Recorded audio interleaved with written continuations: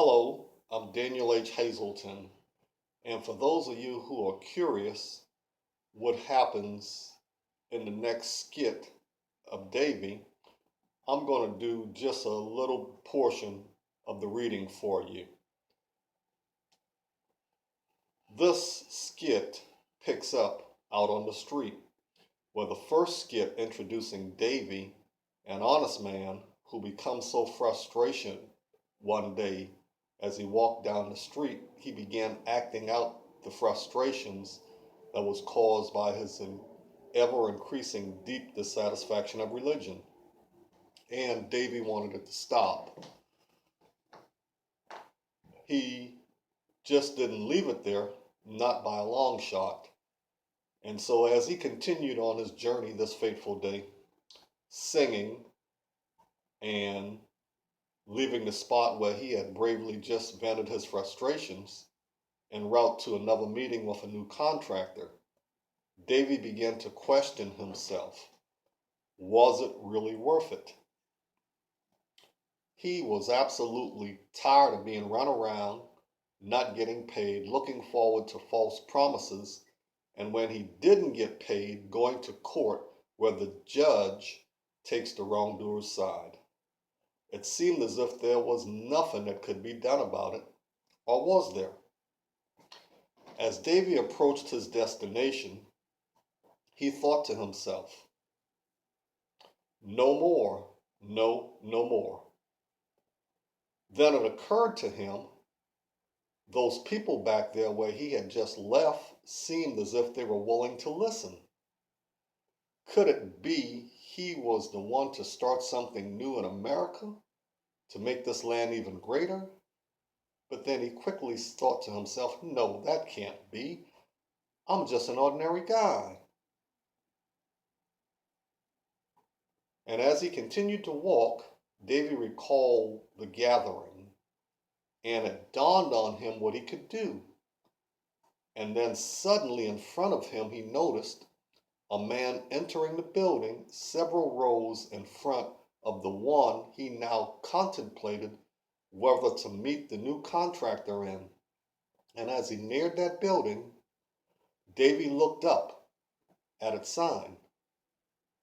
It was as if it was meant to be, like a stroke of genius had taken a liking to Davy. And it's up at the sign on the building where we began the continuation of Davy. America, America, God shed its grace on thee, and crown thy good with brotherhood from sea to shining sea. As Davy stops and looks up at the sign where he noticed a man enter a building, he read it. Longfellow Pete. Come on, Davy. You can read that. What's wrong with you?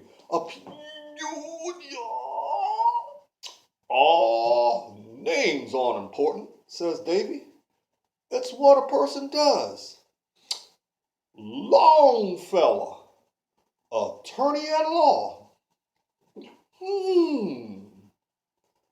Maybe that's just what I need. My very own legal eagle to fly into a courtroom and get things changed for old Davy. As Davy thought to himself what it would be like, all rise. This court will now come to order. The honorable judge is presiding. I said order in the court. He's gonna get things changed for old Davy, Judge. Bailiff, who is that man? That's my legal eagle. Order in this court. Fly, legal eagle, fly. Bailiff, Quiet that man. I said order. Way up there in the legal sky. Fly, legal eagle. Bailiff, clear the court. I said order. I can see it now. Yeah, I can see it. That's what I need. My very own legal and eagle. Ah! Now the very thought of such an accomplishment begins to get Davy excited. And he tries to open the door where he saw the man enter that said attorney at law. Don't seem to be stuck. Shoulder, boom, boom, kick, shoulder, chest, boom, boom, shoulder, knee, back, shoulder, back, front hip, boom, shoulder, back, back, chest, boom. As a voice suddenly comes from the other side of the door. Stop trying to break down my damn door. We're closed. As the attorney says to himself, what the hell's going on out there? What's going on? Could it be a damn insane person out there? Oh, hell no. Damn, another one of them and I'll shit my britches. As Davy replied, sir, this is fantastically important. I've got to speak with you. What I got to tell you just can't wait. There's nothing in this whole world right now that's more important. I've got to speak with you. Please, please, please. As the lawyer then replies, as he thinks to himself, what kind of damn bozo is this? Wear clothes. Wanting to know who's out there, the lawyer walks to this window to peep. As he looks around the shade, he thinks to himself, what the?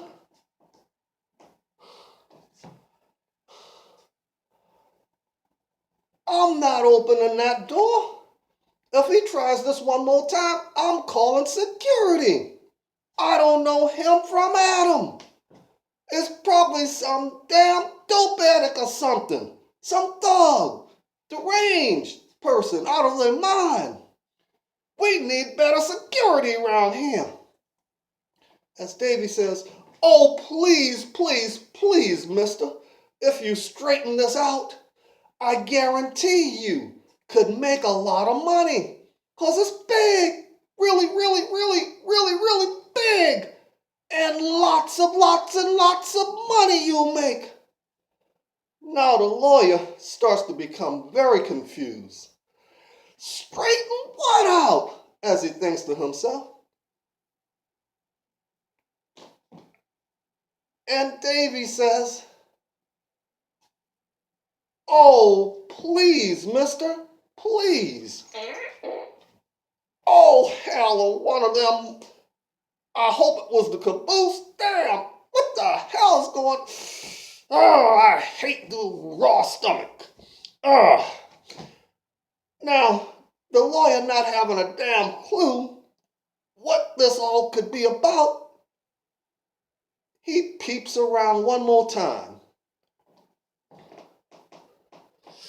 Oh, man. And then he says, all right, straighten what out? Who are you? And what's all this about money?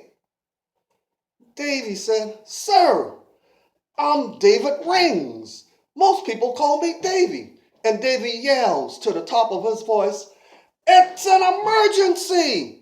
I've had an epiphany.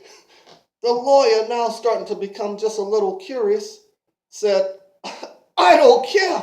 We're closed. You need to go see a preacher or something. And then Davy yelled back, for an epiphany? The lawyer wondering now what this had to do with him and if this could be anywhere near legit, because this guy just actually seemed like he was stupid. And so he began to calm himself down But not letting his guard go, he replied, "Well, look, come back later when we're open." Then he cleverly asked, "What's that anyway? Can you spell it?" And Davy said, "What do you mean?"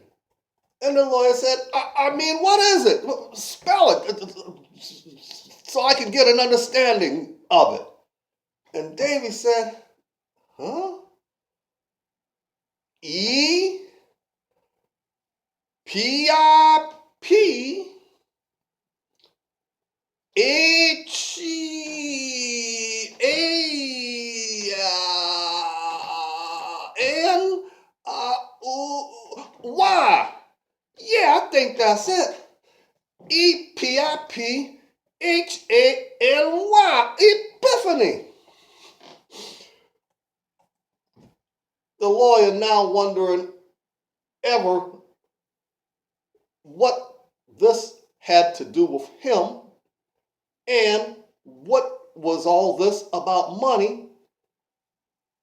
And so he came to the conclusion, no, this guy might not be a thug.